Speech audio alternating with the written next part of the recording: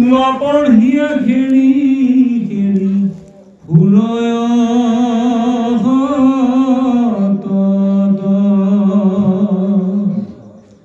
দেখিয়া গুৰুৱে আনি ধৰিয়া গুবাই আকাশ পাৰিয়া দুখে দন্দে যুগ যাই ইৰাম হিমতে আনুনানা দুখ গপায় অনন্তৰে আখি তাৰ যৌৱন হুয় অৰাম তাতো মনোবাঞ্চিত ন পাই দুৰাচাৰ উঠে মহাক্ৰোধ শোক লভয় পাৰ দেহে সমে ক্ৰোধে অভিমান বাঢ়ি যাই হুয়া কামাতুৰণিতে সুখ শান্তি নাই পৰে সমে আপোনাৰ নিবাসক প্ৰতি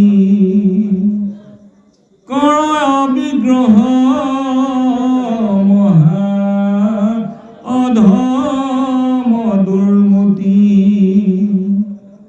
পঞ্চভূত নিৰ্মিত দেহক বুলি মূৰ তাৰ অৰ্থে ৰাতি দিনে কৰে কৰ্ম ঘোৰ। এই গ্ৰন্থস্থ এটা পুনৰবাৰ কপিল মহাপ্ৰভুৱে মাক দেৱভূতিক জীৱন নিকাৰৰ বিষয়ে কৰিছে।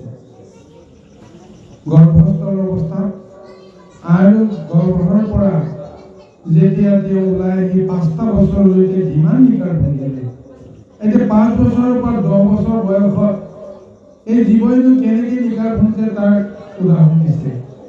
যিটো পৌগণ্ডকাল বুলি কৈছে, যিটো একেবাৰে কিশোৰ যিটো ৰূপ, সেই ৰূপটোৰ কথা কৈছে। এই সময়ত কি হয়, যেতিয়া তেওঁ কথা ক'ব পৰা হয়, খোজ কাঢ়িব পৰা হয়, বুজিব পৰা হয়, এনেকুৱা এটা সময়ত পিতৃ মাতৃ ইষ্টজনে সংসাৰৰ লগত কৰিব পৰাকৈ জ্ঞান বুদ্ধি শিক্ষা আহৰণৰ কাৰণত বিদ্যালয়লৈ পঠায়, গুৰু গৃহলৈ পঠায়। কিন্তু শিশুটোৱে এই সময়ত যাবলৈ ইচ্ছা নকৰে। তেওঁ আনন্দ মনেৰে মুকলি মনেৰে খেলা ধূলা কৰিব বিচাৰে, কিন্তু তাক শাসনত আবদ্ধ ৰাখি বাধ্য কৰোৱা হয় যে তুমি যাব লাগিব। গৈ বেলেগ এজন মাষ্টৰে হওক বা যিয়ে নহওক কোনোবা এজনক গতাই দিয়া যায় যে ইয়াক যেনে তেনে শিক্ষা দিয়ক, আৰু যদি কিবা যদি গণ্ডগোল হয় যেনে তেনে হ'লে ইয়াক মাৰি পিটি হ'লেও গঢ়ি পিটি তেওঁ জ্ঞানী বনাওক ইত্যাদি ইত্যাদি বিষয়ৰ ব্যৱস্থাৰ মাজত এই শিশুটোক কিমান যন্ত্ৰণা দিয়া যায়। মনে যি কৰিব বিচাৰে কৰিব নোৱাৰে, নাপায়, নকৰিবি, অনুশাসনৰ মাজত ৰাখিব লগা হয়। ইও এটা যন্ত্ৰণা নহয় জানো?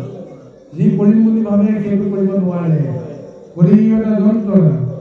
আৰু এনেদৰে মনোবাঞ্ছিত কোনো কৰ্ম তেওঁ কৰিব নোৱাৰে। কিমান দুখ, এই দুখটো সেই শিশুটো সেই বেলেগে নুবুজে। তাৰপিছত যেতিয়া তেওঁ 10 বছৰ অতিক্ৰম কৰি যৌৱনৰ শক্তিটো যেতিয়া তেওঁ লাভ কৰিলে, তেতিয়া কাম ক্ৰোধ লোভ এই সমস্তবিলাকৰ প্ৰতিক্ৰিয়াবিলাক আৰম্ভ হৈ যায়। এতিয়া এই লোভ আৰু মোহৰ কাম ক্ৰোধত নিজে মনোবাঞ্ছিত কৰ্মটো কৰিব নোৱাৰি, সকলোখনতে তেওঁ অসন্তুষ্ট হৈ যায়। মনে যি বিচাৰে নাপায়, কৰিম বুলি কোৱা কৰ্মটো কৰিব নোৱাৰে। এইফালে দেহৰ শক্তি লাহে লাহে বাঢ়ি আহি আছে, শক্তিৰ লগতে তেওঁ অহংকাৰ বাঢ়ি আছে। কোনোবাই যদি কিবা এটা কয় কেটেৰা জেগেৰা মাৰি তেওঁ উঠিবলৈ বাধ্য হয়। খং মূৰ্তিটো তেওঁ ধাৰণ কৰি এনেকুৱা এটা তেওঁ নকৰিব লগা কৰ্ম তেওঁ কৰিব লগা হয়। তাৰপিছত তেওঁ এইটো দেহক নিজৰ দেহক পঞ্চ বুলি যিটো দেহ নিজৰটো দেহ নহয় আমি সেইটো নাভাবোঁ, নিজৰ দেহ বুলি জ্ঞান কৰি সেই দেহটোৰ সুৰক্ষাৰ কাৰণে সেই দেহটোৰ ভোগৰ কাৰণে সুখৰ কাৰণে আমি নানান ধৰণৰ কৰ্ম কৰিবলৈ বাধ্য হওঁ। উচিত অনুচিত বিচাৰ নাই, যি যেনে তেনে কৰ্ম কৰোঁ এটা কাৰণতে দেহটো যেনে তেনে সুখী কৰিব লাগিব এনেকুৱা এটা ভাৱনা লৈ আমি অহেতুক কিছুমান কৰ্মত লিপ্ত হ'ব লগা হওঁ। কৃষ্ণ ইৰাম নকৰে মুহূৰ্ত ভক্তি, নাহি সাধু সংগ দুৰ্জনৰ সংগে মাত্ৰ কৰে ৰংগ ধংগ, শিল চৌদৰ মাত্ৰ উহে সৰ্বখন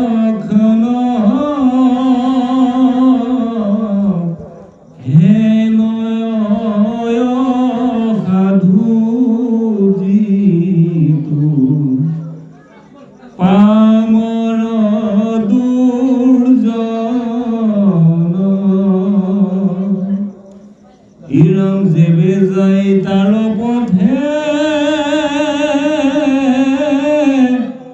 কৰিলে আশ্ৰয়, তেবে পুনৰ বিভুৰ সংসাৰে পৰয়,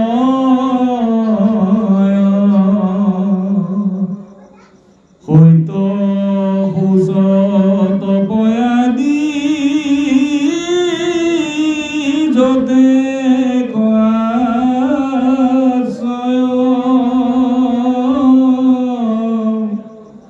অসন্তৰ সংগে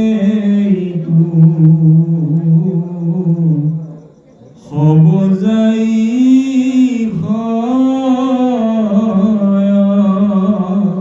এতিয়া পুনৰবাৰ কৈছে কপিল মহাপ্ৰভুৱে। তেওঁতো নিজকে জানে যে মই ঈশ্বৰ। দেৱভূতি তেওঁ পৰিচয় দিছে, দেৱভূতিও গম পাই গৈছে যে মই ঈশ্বৰ। সেইকাৰণে কৈছে যে এই মায়াময় সংসাৰত যেতিয়া যুৱক অৱস্থাত যৌৱন অৱস্থাত যেতিয়া কাম বাসনা শক্তিবিলাক বৃদ্ধি হয় তেতিয়া কি কৰে, নানান ধৰণৰ কৰ্মত জড়িত হৈ পৰে। আৰু সেইখিনি সময়ত তেওঁ মোক ভক্তি কৰিবৰ কাৰণে কোনোদিন ভাবিব নোৱাৰে, সাধু সংগ ল'বৰ কাৰণে কোনোদিন তেওঁ চিন্তা কৰিব নোৱাৰে। তাৰ বিপৰীতে দুৰ্জনসকলৰ লগত ৰংগ কৰি সময় অতিক্ৰম কৰে। এতিয়া সাধু আৰু দুৰ্জন কাক কয়? এক নম্বৰ কথা, যিসকলে বিষয়ৰ মায়াত মত্ত থাকি হৰিৰ কথা কোনোদিন আশ্ৰয় নকৰে, বিষয় সংসাৰৰ সেইজনে হৈছে দুৰ্জন। সেইজনৰ ওচৰত যদি আমি সংগ কৰোঁ তেওঁৰ পৰা আমি নানান ধৰণৰ খুব কৌশল কিছুমান পাম। কম খৰচত, কম সময়ত, কম কষ্টত কেনেকৈ সহজ ধন উপাৰ্জন হয়, কাক ঠগ কৰিব, কাক প্ৰবঞ্চনা কৰিব পাৰিলে কেনেকৈ আমি লাভৱান হ'ব পাৰিম, মিছা কথা কৈ কেনেকৈ দুপইচা ইনকাম কৰিব পাৰিম, ইত্যাদি ইত্যাদি যিমানবিলাক কূট কৌশল পাম বিষয় সম্বন্ধ ব্যৱস্থাৰ কাৰণে সেইখিনিকে আমি বিচাৰি পাওঁ। গতিকে তেওঁলোকক সংগ লোৱাৰ লগে লগে আমাৰ মনত থকা যিখিনি সৎ বুদ্ধি, দয়া, ক্ষমা, মৰম, স্নেহ, এই সৎগুণবিলাক লাহে লাহে নাইকিয়া হ'বলৈ আৰম্ভ কৰে, হেৰাই যাবলৈ আৰম্ভ কৰে। কিন্তু সাধু সংগত যদি আমি আশ্ৰয় কৰোঁ, দুৰ্জনৰ যিটো চিন্তা, কাৰোবাক ঠগ কৰা, প্ৰবঞ্চনা কৰা, চুৰি কৰা, ডকাইতি কৰা, এইবিলাক বুদ্ধি শিক্ষাৰ কথা কোনোদিন সাধু সন্তৰ মুখত নাহে। ঈশ্বৰৰ নাম কথা আহিব, পৰক উপকাৰ কৰি আনন্দ পোৱাৰ ব্যৱস্থাখিনিৰ কথা আলোচনা হ'ব, আৰু এইখিনি যদি পায় এই সংসাৰত বিষয়ৰ পিছে পিছে তেওঁ দৌৰি নুফুৰে। আনৰ এটা অট্টালিকা হৈছে, মোৰো এটা হ'ব লাগিব, এনেকুৱা দুৰাকাংক্ষা কেতিয়াও সাধু সন্তৰ সংগ পালে তেওঁ কৰিব নোৱাৰে। কিন্তু যেতিয়া সেই সকামীসকলৰ ঈশ্বৰৰ প্ৰতি ভক্তি নথকা সকলৰ ওচৰত যদি তোমাৰ সম্বন্ধ হয়, আনে এটা বিল্ডিং বান্ধিলে, এমহলীয়া দুমহলীয়া বনালে, আপোনাৰ 10 মহলীয়া বনাবৰ কাৰণে আকাংক্ষা জাগৰণ হয়। তাৰ কাৰণে আপুনি কিমান কূট কৌশল কৰ্ম কৰি আপুনি ঈশ্বৰ বিমুখ হ'ব পৰা এটা অৱস্থালৈকে আহিব লগা হয়। সেইকাৰণে কৈ আছে যে সত্য শৌচ তপ আদি যতে কোৱা ছয়, অসন্তৰ সংগে সিটো হ'ব যায় ক্ষয়। যিটো শক্তি প্ৰভু ভগৱানে জন্ম শক্তি আমাক সমস্ত দিছে, দেৱ শক্তিকো দিছে, আসুৰিক শক্তিকো দিছে।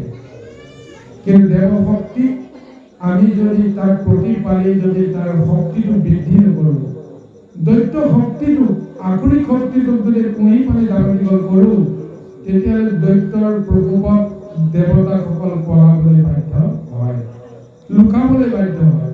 হয়নে নহয় বাৰু? আমাৰ এই দেহ জগতৰ সেইটোৱে হৈ আছে। স্বৰ্গ মধ্য পাতাল, দেৱতা আৰু অসুৰ বেলেগত নাই, আমাৰ দেহতে আছে। দেৱতা সকলো দেহতে আছে, দৈত্য সকলো দেহতে আছে। আৰু মনুষ্য ভাৱনাৰে আমি যদি প্ৰকৃত কৰ্ম কৰিব নোৱাৰোঁ, আমি দেৱতাকো চিনিব নোৱাৰোঁ, দৈত্যকো চিনিব নোৱাৰোঁ। গতিকে আমি তেতিয়া হয় অসুৰ হওঁ, নহয় আমি দৈত্য বা এনেকুৱা এটা সাংঘাতিক এটা জীৱন আমি পৰিণত হওঁ। এয়াই হৈছে সংসাৰৰ বিকাৰ, মায়া সংসাৰৰ যন্ত্ৰণা। কৃষ্ণ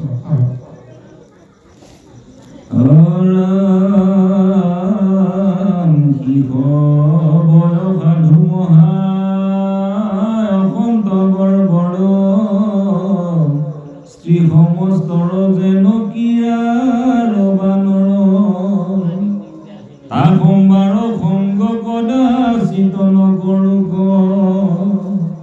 মহাবুদ্ধিমন্ত সন্ত হুৱে সিটো লোক, তাৰ সংগে জীৱতে নমতে বন্ধ নয়, নাৰীৰ সংগীৰ সংগ জীৱতে কৰয়, স্থিৰ সংগে সমস্তে অনৰ্থ মাত্ৰ হয়, একময়ী তজুৱাগে কৰোঁ নিৰ্ণয়। এতিয়া যিটো বিষয় বৰ্ণনা দিছে, আমাৰ আইসকলে অকণমান দুখ নাপাব দেই, নিজৰ গাল সানি নল'ব। বিষয়টো সাৰ্বজনীনভাৱে বিষয়টো বিবেচনা কৰিব। যিসকল অত্যাধিক সকামী, ঈশ্বৰ বিমুখ হয়, অৰ্থ ধন লিপ্সাত তেওঁলোকে যিকোনো কৰ্ম কৰে, সেইসকলে এটা সাংঘাতিক দুৰ্বলতা হয়। ইন্দ্ৰিয় তৃপ্তিৰ কাৰণে নাৰীৰ সংগ তেওঁলোকে সৰ্বফলতে তেওঁলোকে বিচাৰে, আৰু তাৰ ফলত কি হয়, নাৰীয়ে তেওঁলোকৰ দুৰ্বলতাটো বুজি পায়।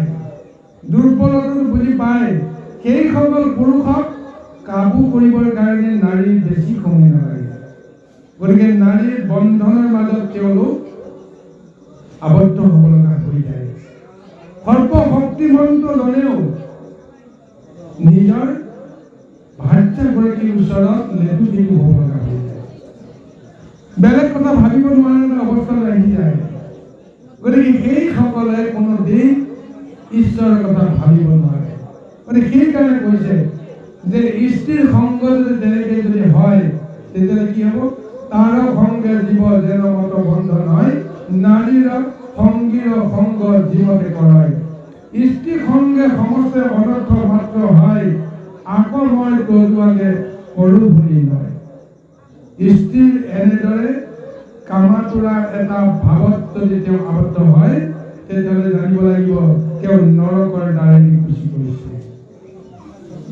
কাৰণ স্ত্ৰীৰ মায়ে মোহিত কৰাৰ পিছত স্ত্ৰীৰ কথাৰ বাহিৰে বেলেগ কথা ভাবিব নোৱাৰা অৱস্থাত নিজৰ বিবেক বিবেচনাকো কেতিয়াও তেওঁ পৰিচালনা কৰিব নোৱাৰে। পুৰুষী আৰু সুনীতিৰ কথাটো আপোনালোকে জানিছে। পুৰুষীও এগৰাকী নাৰী, সুনীতিও এগৰাকী নাৰী। কিন্তু যিগৰাকী নাৰীৰ কামনাৰ চক্ৰত বন্দী হ'ব লগা হয় এজন পুৰুষ, সেইজনে কি উচিত অনুচিত বিচাৰ কৰিব পৰা শক্তি হেৰাই পেলায়। গতিকে তেওঁ অশেষ যন্ত্ৰণা গাঁতৰ এক নৰকৰ যাত্ৰা যেন কৰিব লগা হৈ যায়। নৰক বুলি বেলেগ ঠাই নাই গুৰুসকল।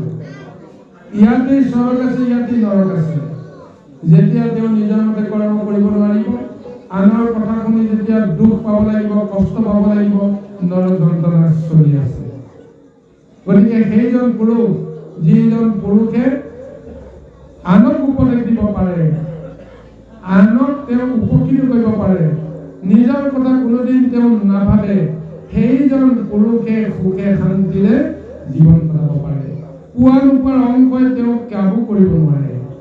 গতিকে সেইজন পৰম পুৰুষ, যিজনে সদায় পৰৰ হিতৰ কাৰণে কৰ্ম কৰে, ঈশ্বৰৰ অৰ্থে কৰ্ম কৰে, সেইজনৰ সমান মহাসুখী এই জগতৰ কোনো নাই। কিন্তু অত্যন্ত বিষয়জনে ঈশ্বৰ বিমুখ হোৱাজনে কোনো কাৰণতে তেওঁ সুখৰ সন্ধান কৰি কৰিও হাইৰাণ হ'ব লগা হয়, সুখৰ মুখ তেওঁ দেখা নাপায়। গতিকে সেই মহাতত্ত্বটোৱে কৈছে যে স্ত্ৰীৰ সংগে সমস্ত অনৰ্থ মাত্ৰ হয়। এইটো কামনাৰ যিটো সংগৰ কথা কোৱা হৈছে, এই কথাটোৱে এইটো কথা হ'ল আই মাতৃসকলে দুখ পাব নালাগে।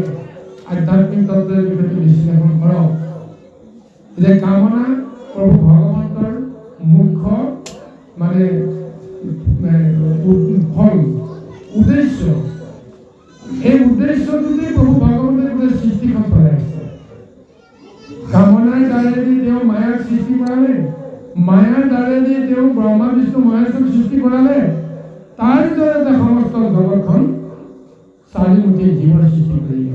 এই কামনাৰ দ্বাৰেদি গৈ থকা নাই জানো? কিন্তু সৃষ্টিখন চলি আছে কাৰ নামত? ঈশ্বৰৰ নামত। গতিকে আমি সমস্ত কামনা বাসনা ঈশ্বৰৰ নামত উৎসৰ্গিত কৰিব পাৰিব লাগিব।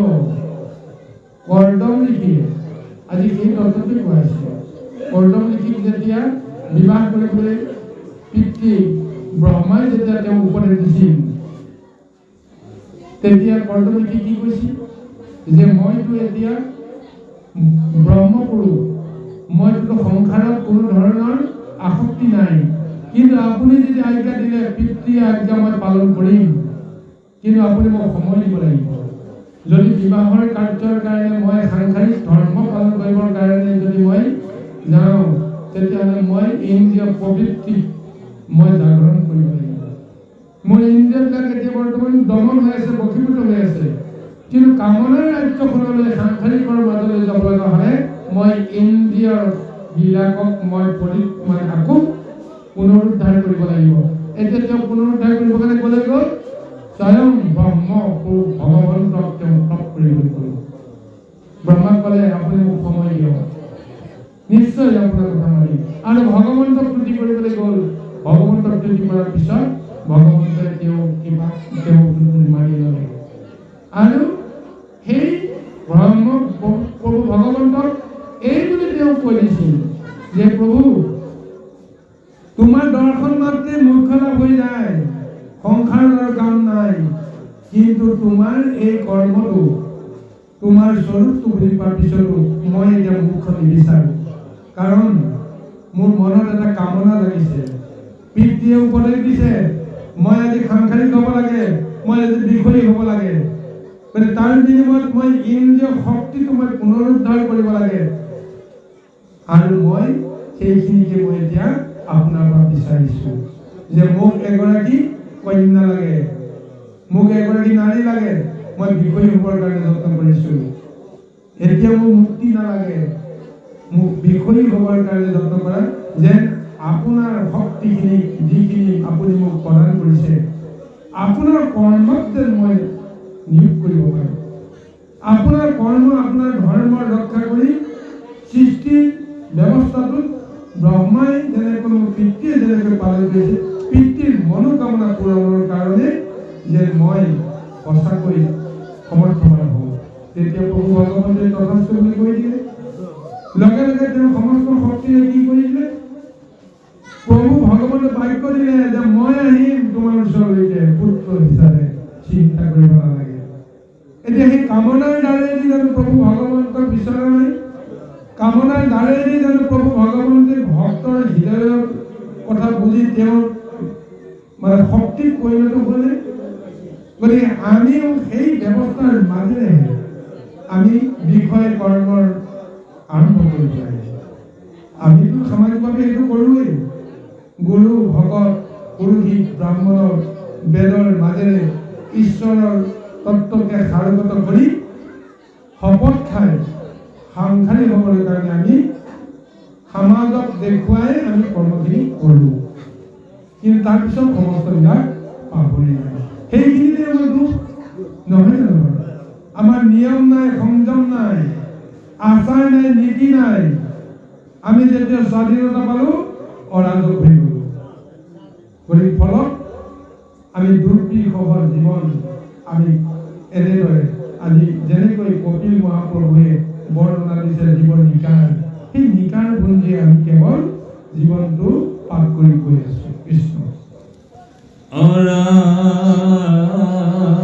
পূৰ্বে ব্ৰহ্মা দুহিতাৰ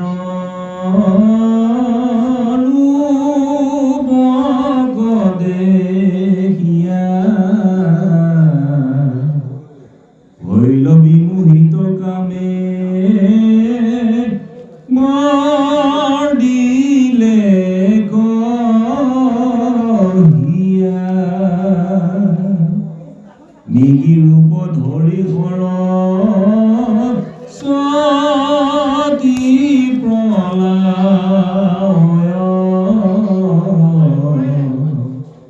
নিগৰ ৰূপ ধৰি বিধি পাছত খেদয় তাহা মস্তিষ্ঠিত যত যত পানী ছয় স্ত্ৰীয়েনো মোহিবে হেন কেহু নাহি কয়। হিৰাম কিন্তু নাৰায়ণ বিনে নেদেখো বিচাৰি তাংক মাত্ৰ মোহিবে নোৱাৰে কেহু নাৰী। এতিয়া পুনৰবাৰ এই কাম শক্তিৰ যিটো আসক্তি, যিটো ৰূপ, এইটো ৰূপৰ এটা সুন্দৰ বৰ্ণনা দিছে। যে সাধাৰণ নৰসকলৰ কথা বাদ দিওঁ, স্বয়ং সৃষ্টিকৰ্তা ব্ৰহ্মা তেওঁ এই কামত আতুৰ হৈ তেওঁ কি দুৰ্দশা আছিল। তেওঁ নিজৰে কন্যা, নিজৰ গৰ্ভৰ পৰাই জন্ম হোৱা মানৱ কন্যা যাৰ নাম সৰস্বতী। সৰস্বতীৰ সেই ৰূপটো দেখা পোৱাৰ লগে লগেই তেওঁ কামত বিমোহিত হৈ গৈছিল, আৰু সেই কাম চৰিতাৰ্থ কৰাৰ বাবে তেওঁ সৰস্বতীৰ ফালে ধাৱমান হওঁতে ভয়ত সৰস্বতী দৌৰিবলৈ আৰম্ভ কৰিলে। পিছে পিছে ব্ৰহ্মা দৌৰি গ'ল। উপায়ন্ত হৈ সৰস্বতীয়ে কোনো কাৰণতে পিতৃৰ কবলৰ পৰা মুক্ত হ'বৰ কাৰণে যত্ন কৰি তেওঁ নিজৰ ৰূপটোকে সলাই পেলালে। তেওঁ মৃগৰ ৰূপ ল'লে। ব্ৰহ্মাই দেখিলে তেওঁ মৃগৰ ৰূপ ল'লে, আৰু এই কামনাত এনেকৈ তেওঁ আসক্ত হৈ গ'ল, ব্ৰহ্মায়ো সৰস্বতীয়ে যেতিয়া মৃগৰ ৰূপ ল'লে তেওঁ মৃগৰ ৰূপ ল'লে, আৰু সেই মৃগৰ ৰূপে গৈ সেই পুত্ৰী ৰূপী সৰস্বতীৰ লগত তেওঁ কামত লিপ্ত হ'ব লগা হৈ গ'ল। কামনাৰ কি মহাশক্তি! এই শক্তিয়ে সমস্তকে বান্ধি ৰাখিছে, আৰু সেইটো লীলাই প্ৰভু ভগৱন্তে কৰি দেখুৱাই দিছে। নিজৰ গৰ্ভৰ পৰা মায়া নামৰ কেইগৰাকী নাৰী প্ৰকৃতিক তেওঁ জন্ম দিছিল, আৰু সেই মায়াতে মোহিত হৈ তেওঁ কামত জড়িত হ'ল, যাৰ ফলত ব্ৰহ্ম শক্তি ক্ষয় হ'ল। সেই ব্ৰহ্ম শক্তিক তেওঁ হাতেৰে ধাৰণ কৰিলে, হাতৰ 4টা আঙুলিৰ 3টা ফাকেৰে 3 খেৰা যেতিয়া বৈ পৰি ব্ৰহ্মজলত পৰাৰ লগে লগে 3 পুৰুষৰ জন্ম হৈ গ'ল। সৃষ্টি পাতিৰ আগৰ কথা। এয়া হৈছে ব্ৰহ্মা বিষ্ণু মহেশ্বৰ। বাৰু যি কি নহওক, এনেদৰে কামনাৰ এই মহাশক্তিৰ কথা যেতিয়া ভাগৱতে পৰিচয় দিছে, সমস্ত জীৱকে কামনাই মোহিত কৰিব পাৰে, কিন্তু একমাত্ৰ পুৰুষ ভগৱন্ত নাৰায়ণ তেওঁ কোনো কাৰণতে কামে মোহিত কৰিব নোৱাৰে। তেওঁৰ ইচ্ছামতেই সমস্তবিলাক পৰিচালিত হয়, কিন্তু তেওঁ কেতিয়াও কামনা কোনো নাৰীৰ তেওঁ ওচৰত আসক্ত লিপ্ত নহয়। এইখিনিতো প্ৰশ্ন আহে, নহয় জানো? যদি নাৰীৰ লগত কামনাত যদি লিপ্ত নহয়, তেতিয়াহ'লে 1600 গোপীৰ লগত কৃষ্ণই 1600টা কৃষ্ণ হৈ কিয় লীলা কৰিলে? ৰাখিলে 16,108 গৰাকী নাৰীক তেওঁ বিয়া পাতি সংসাৰ কিয় কৰিলে যদি আসক্তি নহয়? তাৰ উত্তৰটো এটাই, প্ৰভু ভগৱতে অন্তৰ্যামী ৰূপে সকলো কথা জানে। যদি কোনোবা এগৰাকী নাৰীয়ে এজন পুৰুষক মনেৰে সৈতে স্বামী বৰণ কৰে, পুৰুষৰ দায়িত্ব নাৰীৰ মনৰ বাঞ্ছা পূৰণ কৰিলে। যদি সেইজন একেজন পুৰুষকে অজস্ৰ নাৰীয়ে যদি বিচাৰে, সঁচাকৈ যদি তেওঁৰ দৃঢ়তাৰে মনৰ পবিত্ৰতাৰে যদি বিচাৰে, দ্বিতীয় গৰাকী স্বামীৰ কথা বা পুৰুষৰ কথা যদি সেইগৰাকী নাৰীয়ে ভাবিব নোৱাৰে, তেতিয়াহ'লে প্ৰভু ভগৱন্তই সেইটো লীলা কৰিয়ে সমস্তৰে মনৰ বাঞ্ছাটোহে সিদ্ধি কৰাই নিৰাকৰণ কৰি আছে। কিন্তু সেইসকলৰ লগত প্ৰভু ভগৱন্তৰ আসক্তি কেতিয়াও জড়িত নহয় কাৰণে প্ৰমাণ হৈ গ'ল। বৃন্দাবনৰ লীলা চলি থকাৰ সময়তে কংসই যেতিয়া খবৰ দিলে যে মথুৰালৈ আহিব লাগে, আৰু কি উদ্দেশ্যত আহিব লাগে, যে এখন যজ্ঞ পাতিছে ধনুযজ্ঞ, তাত মল্ল যুদ্ধ আৰু সকলক লগত এখন ক্ৰীড়া খেলি ৰাইজক আনন্দিত কৰিব লাগে। কৃষ্ণটো বুজি পাই গ'ল, লগে লগে তেওঁ সিদ্ধান্ত কৰিলে মই যাম, মাতিছে যেতিয়া এইটো সময়তে মই আছিলো। আৰু ইফালে বৃন্দাবনৰ গোপীসকলে কামৰ হাবা ধৰি খাই, সেই সময়ত তেওঁলোকে এনেকুৱা আতুৰ হৈ আছে, কৃষ্ণৰ বিৰহত তেওঁলোকে কোনো কাৰণে থাকিব নোৱাৰে। সকলোৱে বাধা দিলে, কৃষ্ণই ক'লে নহ'ব, মই যাবই লাগিব।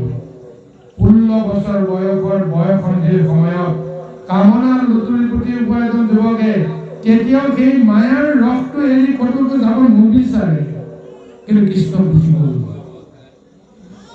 গতিকে কৃষ্ণ কেতিয়াও গোপীসকলৰ কামনাত মোহিত হোৱা নাই। গোপীসকলে তেওঁৰ কামনাত মোহিত হ'ল, যাৰ কাৰণে তেওঁলোকৰ মনৰ শান্তিৰ কাৰণে, সুখৰ কাৰণে তেওঁলোকৰ মনোবাঞ্ছা পূৰণ কৰিলে। আৰু যি সময়ত 16,108 গৰাকী নাৰী কামনাক তেওঁ যেতিয়া সাৰ্থকতা দিলে, যেতিয়া তেওঁ বৈকুণ্ঠলৈ যোৱাৰ সময়ত কি কৰিলে, কাকো একো কথা নকয়, সমস্তৰ পৰা তেওঁ আঁতৰি গুচি গ'ল। তোমালোকৰ লগত মই আৰু থাকিব নোৱাৰো, যিমানখিনি থাকিলেও এতিয়াও থাকিব নোৱাৰো। প্ৰবাসলৈ গৈ যজ্ঞ কৰিলে, যদুবংশক ধ্বংস কৰি তেওঁ গুচি গ'ল। গতিকে তেওঁৰ যদি মায়া মোহত থাকিলেহেঁতেন, নিশ্চয় সেই তিৰোতাসকলৰ কথা চিন্তা কৰিলেহেঁতেন, কিন্তু কাকোতো একো কথা নকয়। স্বয়ং ৰুক্মিণীকে একো কথা নকলে, বাকী সকলক কাক ক'ব? গতিকে সেইজন পৰম পুৰুষ ভগৱন্ত, তেওঁৰ চৰণত যদি আমি শৰণাপন্ন হওঁ, তেতিয়াহে আমি মায়াৰ পৰা মুক্ত হ'ব পাৰোঁ। যিটো শিৱ চেতনা তেওঁ আমাক দিব, সেই অনুসৰি নিজকো আমি সংসাৰৰ পৰা মুক্ত কৰাব পাৰোঁ, নিৰ্গুণ ভক্তিৰ সন্ধান পাব পাৰোঁ। এই প্ৰভু ভগৱন্ত কপিলৰ জৰিয়তে মাক দেৱভূতিক দিয়া দিব্য জ্ঞান। বাৰু যি কি নহওক, গুৰু সমস্যাই মাতৃ সমস্যা পাতৰ অন্ত পৰিবৰ কাৰণে আৰু 2টা পদ আছে। এই 2টা পদৰ পিছতে আপোনালোকৰ মাজৰ পৰা আমি বিৰতি বিচাৰিম। গতিকে সমস্ত গুৰু বৈষ্ণৱ আই মাতৃ সমস্ত পুনৰবাৰ আমি কোটি কোটি প্ৰণিপাত জ্ঞাপন কৰিছোঁ। আৰু অজানিত আমাৰ দুষ্পতিৰ কাৰণে আপোনালোকে যে মাৰ্জনা কৰে, তাকে আমি কামনা কৰি আমি পাতৰ অন্তলৈকে আৰু 2টা পদলৈ আমি আগবাঢ়িছোঁ। কৃষ্ণ এৰা মিষ্টিময় মায়াৰ দে হিউকে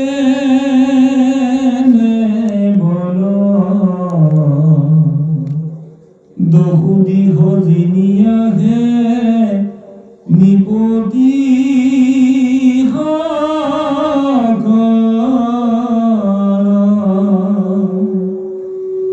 গৃহ মাজে নাৰী হবে কটাক্ষ মাত্ৰকে চৰণে পহাৰ কৰে থাকে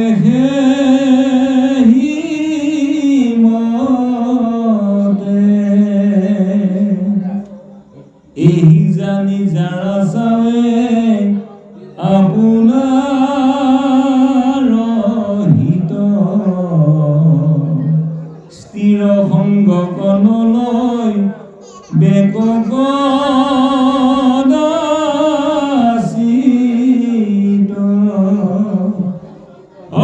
পৰম বৈৰাগী যিটো মহাযোগী স্বয়ং নৰকৰ দ্বাৰ বুলি স্তিক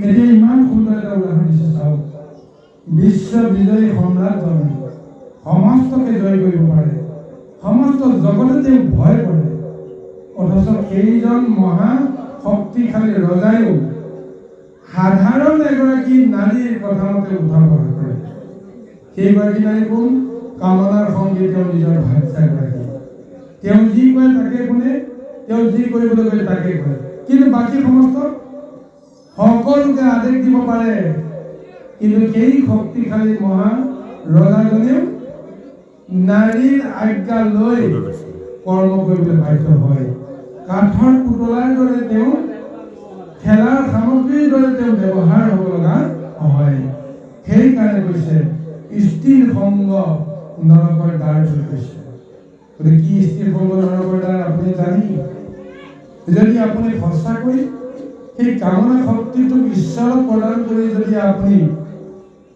তাৰ জৰিয়তে কিবা এটা আপুনি যদি আশা কৰে তেতিয়াহ'লে সেয়া ঈশ্বৰৰ কৰ্মত পৰিণত হয় ঈশ্বৰৰ ধৰ্মত পৰিণত হয় কিন্তু ঈশ্বৰৰ কথা চিন্তা নকৰি অহেতুক আপোনাৰ ইন্দ্ৰিয় শক্তিক যদি আপুনি ক্ষয় কৰিব লগা হয় তেতিয়াহ'লে সেই নৰকৰ দ্বাৰৰ বাহিৰে বেলেগ একো হ'ব নোৱাৰে এই তত্ত্বটোকে এতিয়া ভাগৱতে কৈছে বাৰু যি কি নহওক